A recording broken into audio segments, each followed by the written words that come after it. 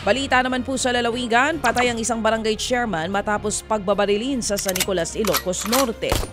Sa loob nga ng kanyang bahay, binaril ang biktima na si Francisco Bagay Jr., ang chairman ng Barangay 5 ng pagbabarilin nga ng mga armadong lalaki. Mabilis tumakas sa mga salarin. Agad namang isinugod sa ospital si Bagay pero idineklara ring dead on arrival. Patuloy ang investigasyon sa pamamaril.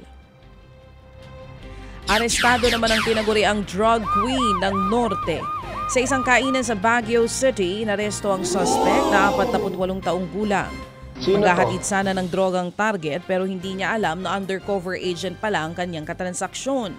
Aabot sa 68,000 pesos na halaga ng shabu ang nakuha mula sa suspect. Dagdag pa ng mga pulis, notorious ang suspect na kumikilos sa mga probinsya sa Hilagang Luzon.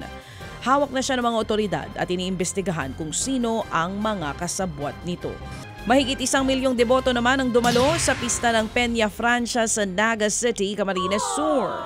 Isinakay sa pagoda ang imahe ng Peña Francia at ipinarada sa kahabaan ng Naga River.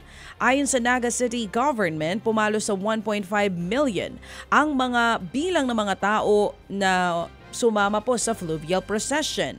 Nalampasan nito ang 1.3 milyon ng mga katao na dumalo sa pista noong nakaraang taon. Ipinagdiriwang ang pista ng Peña Francia sa Naga City tuwing ikatlo ng Sabado o ikatlong Sabado ng buwan ng Setyembre. Ted Filon at DJ Chacha ngayon nasa Radyo 5 92.3 News FM Monday to Friday 6 to 10 a.m.